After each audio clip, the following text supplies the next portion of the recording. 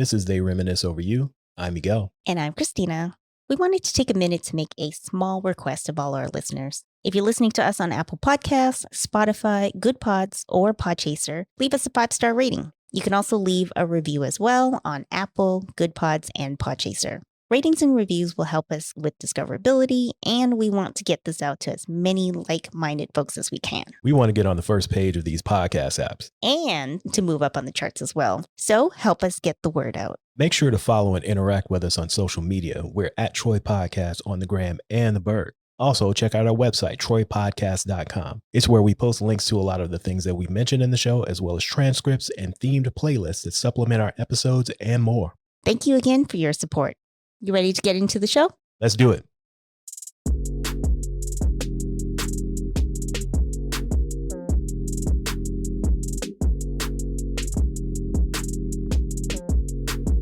Welcome back to They Reminisce Over You.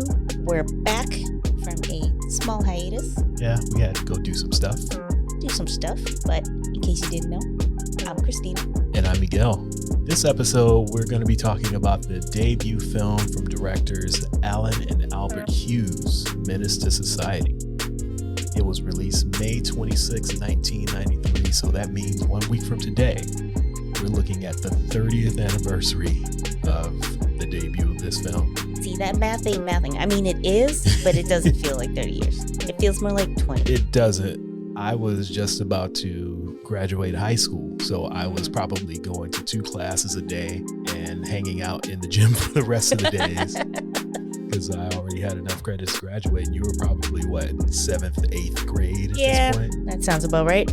Should be 8th. So, or as we say in Canada, grade 8. Grade 8. So 30 years. We're going to talk about Menace II Society, one of our favorite films. So you just want to get into it? Let's do it. Wake your punk ass up.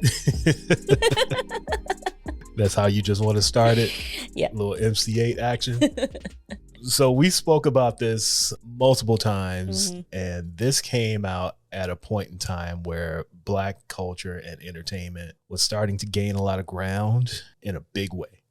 So you had like the Cosby Show, Oprah, BET was starting to blow up. Michael Jackson was the biggest, not even artist in the world, but person in the world. Yeah. Sports figures like Magic Johnson and Michael Jordan.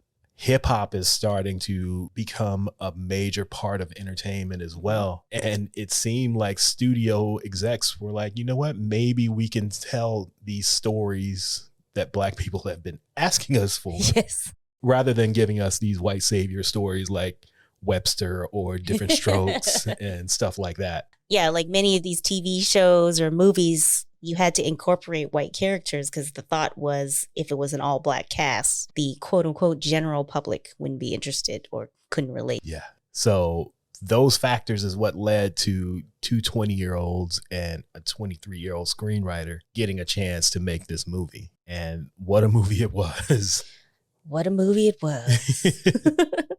There were other movies, quote unquote, hood movies that were out around this time. So you had New Jack City, Straight Outta Brooklyn, South Central, and South Central, the TV show as well. Juice, but most famously, Boys in the Hood. That was the big one. That was, the biggest one in the highest grossing one at the time. Yeah, it was the highest grossing at the time. It's slightly different than this one because to me, at least, and I'll let you give your opinion in a second. The difference between that film and this one for me is this one you had nobody to root for. Like not Ronnie. Okay, Ronnie, she's probably the only character that you're rooting for. Sharif? Yeah. The side, they were side-ish characters. Yeah, Sharif really wasn't involved enough for us to make like a caring part of our feelings for him. Right. Ronnie, I'll give you that one. Okay. But like with Boys in the Hood, you had Ricky. He was about to get his scholarship to USC. He was going to be this big time football star, and he was pop in the alley because he ran in a straight line and didn't zigzag. That's another story for Even though another he's day. A football player. Yeah. But for this one, I feel that there's nobody to root for in this movie. I think on On first glance, or when you think of movies around this time, we tend to kind of put Boys in the Hood and Menace to Society in the same category, myself included. I didn't really think about the differences that much until literally today. I was watching an interview with Alan Hughes on The Breakfast Club, and he was saying that he was actually not inspired by Boys in the Hood at all because he thought it was a little more positive. Right. And I was like, positive? But Ricky died. Yeah. But then I thought about it, and he was talking about it a little bit more. He said he was actually inspired by American Me with Edward James Olmos, this Mexican mafia movie. He said he actually wanted to be a little more gritty. And now that I think about it, I'm like, it's true, because as you're saying, you're rooting for Ricky. And it's kind of a story about these kids, like, quote unquote, want to get out of the hood, or they want to, like, improve their lives.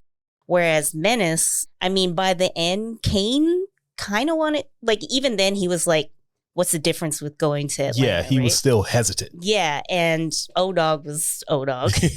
I mean, Stacy was leaving because he had a football scholarship, but it wasn't as like I guess there wasn't really a message of like increase the peace like they did at the end of Boys in the Hood, right? It was just like, all right, this is what's going on. Yeah, this is what's going on, and this isn't meant to be some kind of heartwarming story. Like, this is just how it is for some folks.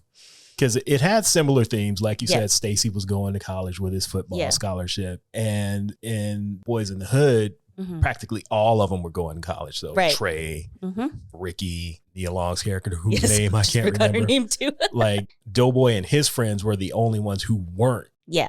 And they were trying to push Ricky towards that. Yeah. Whereas with this movie, Stacy's the only one who is, and everybody else is just kind of stuck in the projects. Because even Doughboy's character, even though he wasn't going to college or anything, he kind of knew that Ricky had to go. Right. And he felt bad about, well, obviously his brother getting killed, but he felt bad at the situation. And even though he and his friends engaged in violence, it felt more necessary for them. Whereas like O-Dog is like, I don't give a fuck.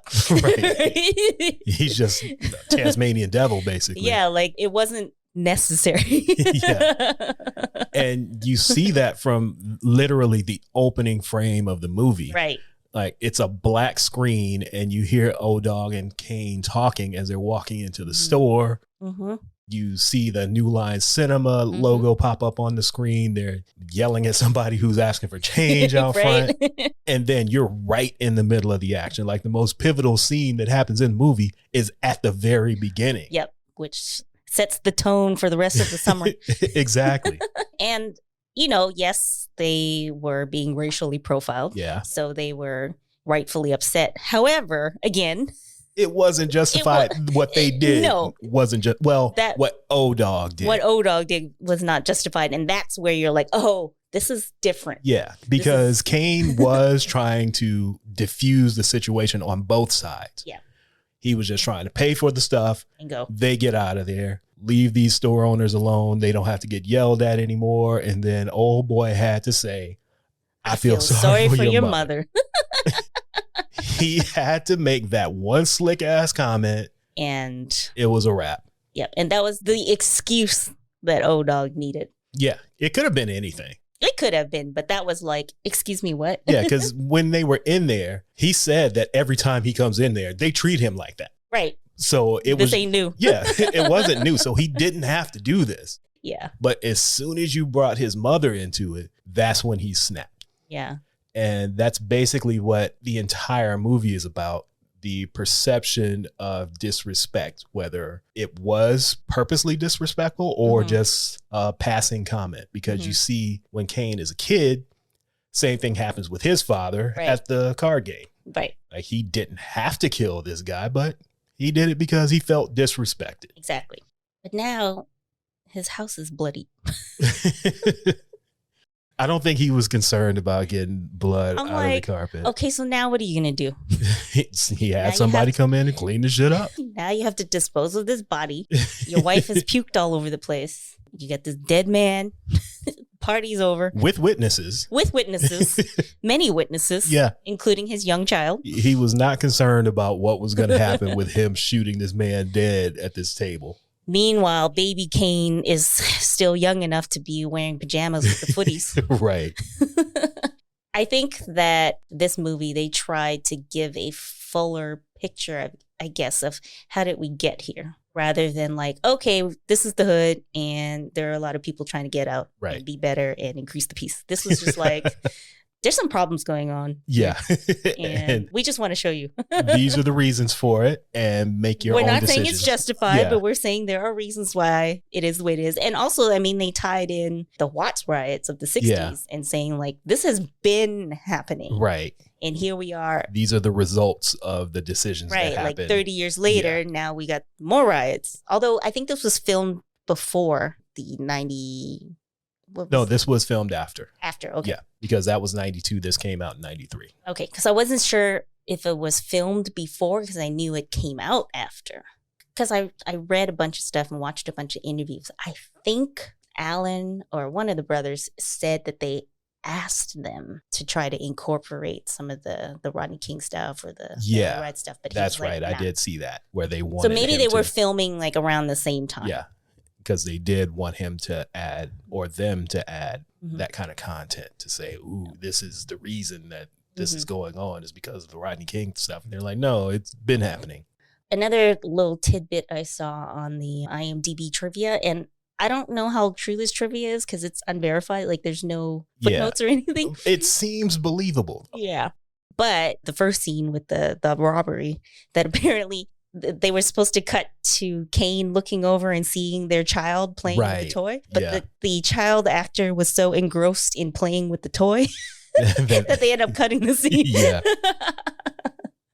I can see that, though. I can see that him looking down at a kid and thinking about him seeing a shooting as a kid and just tying all that stuff together. And now he's like, now I'm a part of this for some other kid's life, too. Exactly.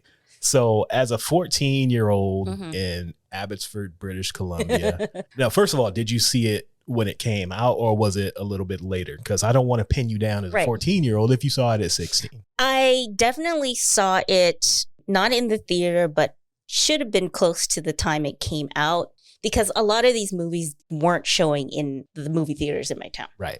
So I'm going to say this likely didn't show.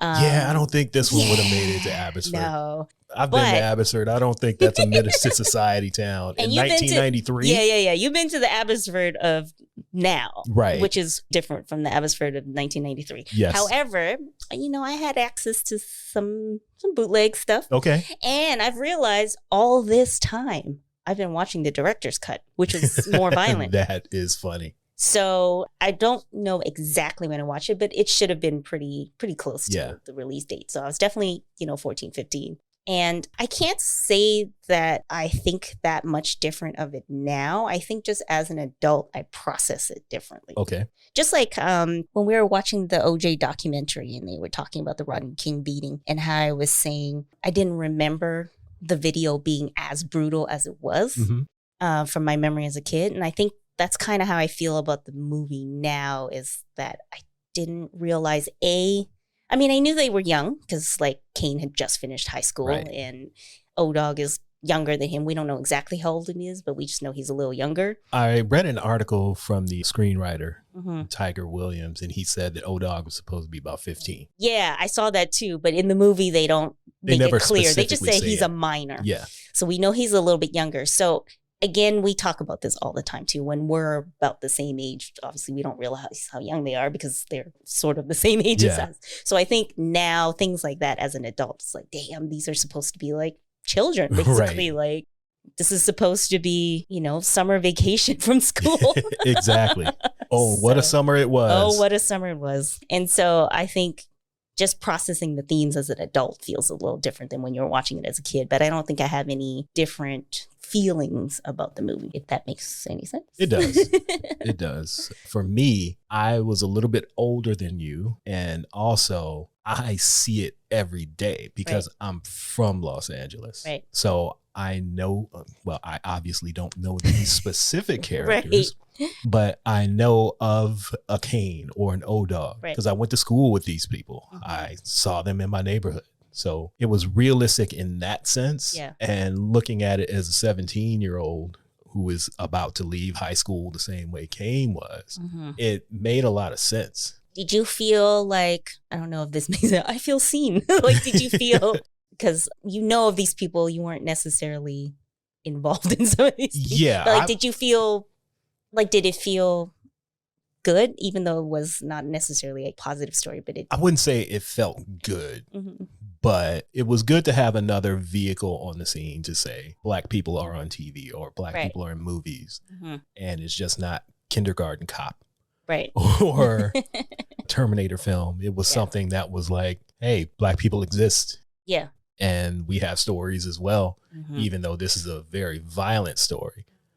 But like I said, I could relate to it because I, quote unquote, knew these people. Well, I think that they did a good job of humanizing the characters, or just showing how good and bad isn't, you don't have to be either or.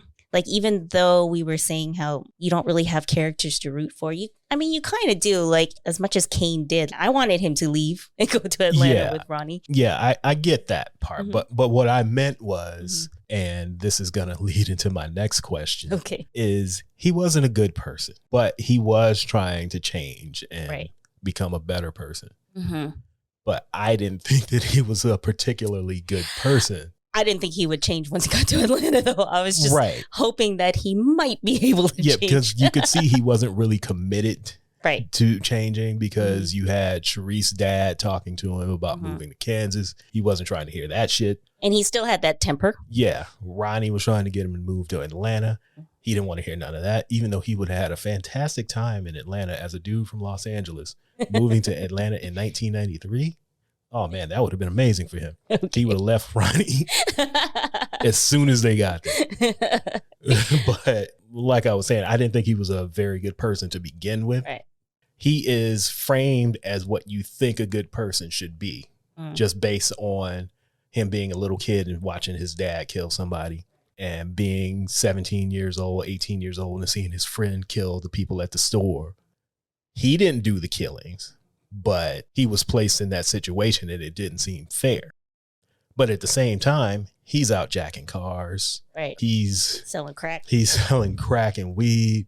He's getting revenge on his cousin Harold getting killed. And Elena's cousin whooped his ass. Yeah, so he pistol whipped Chauncey. Oh, yes, he pistol whipped Chauncey. So all he had to do was like, all right, Chauncey, cool it. Right. Nope. There's a lot of things that he did that weren't particularly good, even though he's supposed to be the guy that you root for. Yeah. I think they wanted to show that it was still in him, though, because he helped to take care of Ronnie's son. Right. And even O-Dog, too, when they were around his grandparents and Sharif's dad, they were just like, oh, hello, sir. Yeah, they're all polite. Yeah, they're all polite. They try not to curse. Yeah. They're hiding the weed. So there's still, I think that kind of shows that there's still like maybe something in them. Yeah, they have humanity. They're not just complete monsters. Yeah, they care about their friends. They may not care about their enemies. Yeah, but they don't care about the other side, but they care about their deeply people. About their friends, because at the end, like, O-Dog's basically crying. He's so choked up and shocked that, like, Stacy's like, go and get help, and he's just standing there like, right. And that just shows how young he is too. Right, because he's literally a child still. There was something I wanted to say. This is completely off topic, but just when you were bringing up Kane doing the carjacking, I don't know if you noticed this. I think I may have said this to you when we watched it last, but the guy that he's robbing, he looks like the adult version of Ronnie's child. They got like the same haircut. Yeah. And they're kind of like the same tone. And it makes me chuckle every time. I'm like, Purnell is not that child's daddy. It's this guy. Oh, man. So, yeah, it's just all those things that make me say that even though Kane is supposed to be the one we root for, he's just an asshole. He's an asshole. He has multiple opportunities not to do the things that he does, but he still chooses to do them. They show you like the backstory of his life, as well as just the Watts riots from the 60s. So they show a backstory of like how the city came to be, as well as his own family. So they kind of give you an idea of like, maybe he could have been different under different circumstances. However, not everyone who grew up that way turned out that way. Right. Because, you know, Stacy doesn't do any of that. Ronnie, even though she was involved with Purnell, as far as we know, she didn't do any of that. And now she's like a responsible mom. Yeah, and take care something of happened with Sharif to make him turn his life around. So we see that, yes, while there are reasons why certain folks end up this way, there's also people who don't have to go this way. Yeah. Because that LA Times article that you sent me that did a review of the movie, they said that Ronnie's character was unbelievable because she was too angelic, too nice, too perfect. And I was like, but he said to her, you act like you wasn't down. And she's like, I have a child now. Right. So she's not, we have a glimpse that maybe she's not perfect, but she's trying to be better now. And that's kind of like I was talking about with movie execs, specifically white movie execs and TV execs around that time, is they have this preconceived notion of what they think Black people are like. Right. And if you don't fit what they think it's like, it's not believable. Here's the quote. A bigger problem is the way the filmmakers sentimentalize Kane's struggle by working in a girlfriend, Ronnie, who pleads with him to go with her and her young son to Atlanta to start over. She's so angelic that she's unbelievable. I believe her character. Yeah. Because, again, I knew the Kanes and the O-Dogs. I knew the Ronnies, too. Yeah, and like... So why couldn't that be believable? Yeah, and that's just because white people don't know us. And she literally said, I have a son now. Yeah. So, I mean, if that doesn't try to make you be better, like she has no girlfriends throughout this movie. All her friends are these guys. These guys. So you're going to tell me that maybe she hasn't done a little dirt? I'm not going to say she's done any drive-bys. Yes. But she knows people who do them. She obviously knows the people who do them. Parnell's in jail. Yeah, her baby daddy's in jail, and he was basically running the set. Right, and her new boyfriend is Kane. Yeah, his protege. So yeah, his protege, and she knows he ain't squeaky clean. She's friends with O-Dog, Chauncey, all of these people are her friends. We don't see her with no girlfriends. Like we see girls at the parties, but we haven't seen her hanging out with any girls. So. Right. Yeah, I think that's just an outsider's view, thinking that they know what I know Black people. Right. There's no way that there could be a nice girl who lives in this neighborhood. Right.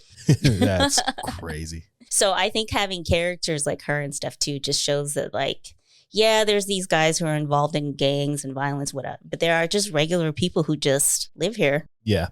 All right. So for the next question I have for you, I think I know the answer to this question. Okay. Now, this movie has a whole lot of memorable scenes, a whole lot of lines that we've been reciting for 30 years already.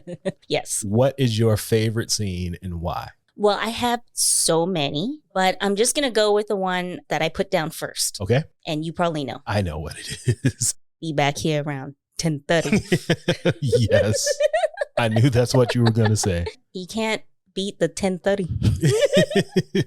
And then how he like widens his eyes as he says it. Like, yes, that white dude who was getting him to steal cars was probably racist, but are you going to tell me you're not going to be scared as someone who says 10:30 with their eyes wide open like that? Oh, like, man. Even if you're not racist, that's not a scary situation. Like, you telling him to come back here so you can do this little business arrangement, but you look at him like you're threatening him. And you know he doesn't want to come back at 10:30. He does not want to come back at 10:30. And yet you insist on it anyways. Yeah.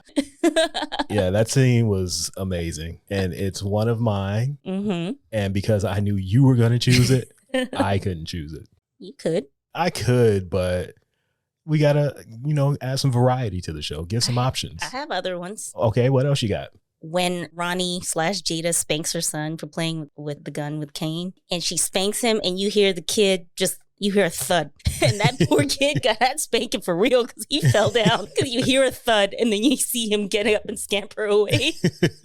I'm like, that poor kid. That just makes me laugh every time because she's like, get your tail out of here or something like that. You hear a little thud. Oh, man.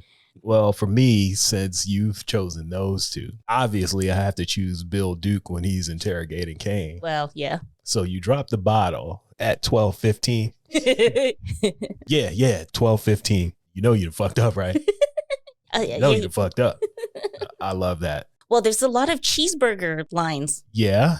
Because he when he was jacking the car, he asked for a double cheeseburger. I said, with cheese. Yeah.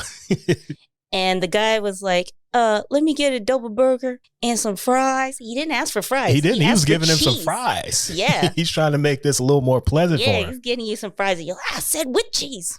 So there's that. And then there's, of course, when O-Dog. The crackhead. And he's like, y'all want no hamburgers? And then there was one more burger. Oh, when the guys that killed Harold, they're arguing with the girl. Oh, when they were at the burger stand. Yeah, trying to get some burgers. And take your big earring ass and get us something to eat. So they're just arguing with this girl over some cheeseburgers. And those were their last words. So what you're saying is this movie should have been called Cheeseburgers to Society. Maybe. Because when I was like taking little notes, I'm like, why are there so many cheeseburger related memorable scenes and lines? That's funny. Or are they trying to say that it's a food desert and all you can eat is cheeseburgers? I don't know if they thought that deeply into it. Cheeseburgers and 40s. I'm not going to say that is what they were going for. Oh, but they did have some nice ribs at the picnic, though. So there is other food. Yes. So what are your final thoughts on the movie? Looking back at it after 30 years. I think it held up surprisingly well in terms of it doesn't really feel like an old movie. Maybe some of the clothing choices and the beepers, but it doesn't feel old. Right. It definitely doesn't feel 30 years old. And it's unfortunate that some of the themes have held up. Yeah. Like we shouldn't be dealing with a lot of the stuff that happens in this movie in 2023. Right. Because first of all, you have the 60s Watts riot, which leads into like the 93 LA riots. And it's like at that time, it's like this shouldn't have happened 30 years later. Yeah. And now here we are 30 years later and the police brutality is still going on. And, you know, a lot of these other themes are still going on. And yeah. For me, the only issue I have with looking back at the movie now, and it has nothing to do with the movie itself, but that's just how the style of films and acting was at the time. The dialogue is a little stiff. And again, that's just how it was in 1993. These people weren't the greatest actors at the time because this was like a lot of their first big roles. Right. Because this was Jada's first movie, Lorenz's first movie. Tyron Turner had done Michael Jordan's Playground and the Janet Jackson's Rhythm Nation. So they weren't having this long resume of stuff to work with anyway. But I think if we were to redo the movie with the same cast today, it would be a lot better because they've all gotten better at their craft. I think maybe that is one thing that's changed watching it as an adult versus a child is there are some scenes that do feel a little stiff. But overall, I don't think it's like enough for me to be like, ooh, this was a bad movie. Yeah, I'm not you going to say it was bad. But there's definitely some scenes where, like the part where Kane is getting the girl's number, Elena's number, and they're yelling at him from the park to like leave her alone and blah, blah, blah. And he's like, he's telling them to stop. Right. And he's pointing at the piece of paper in his hand. Yeah. Like, I'm getting her number. And I'm like, that doesn't feel totally believable. He's doing this right in front of the girl. Right. Just little small things like that, where it's like, that felt a little stiff, but I mean, it's not enough for me to like cringe watching this. Like, oh, damn, this is a bad movie. Yeah. Going back and thinking about watching it in 93, I would give it 7.5, 8 out of 10. If it were to come out exactly as it was in 2023, I'd give it a 6. Really? Like I said, because the acting was a little bit stiff. The dialogue was a little bit stiff, but it was for that time.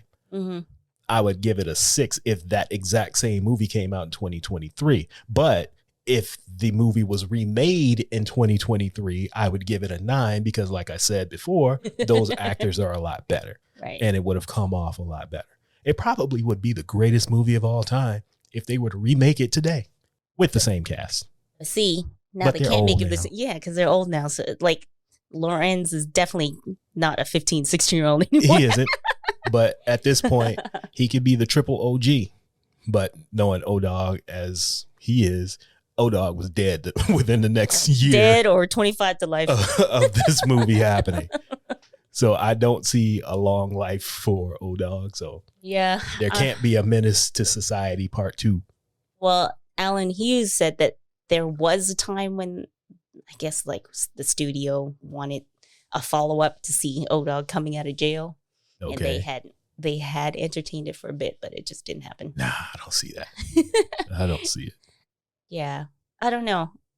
It's hard to say what I would rate it because I think when you just discover these things in your teens and stuff, you just love it so much that it's just good. Whether it's actually good or not, it's like 10 stars. Right. All around, 10 out of 10.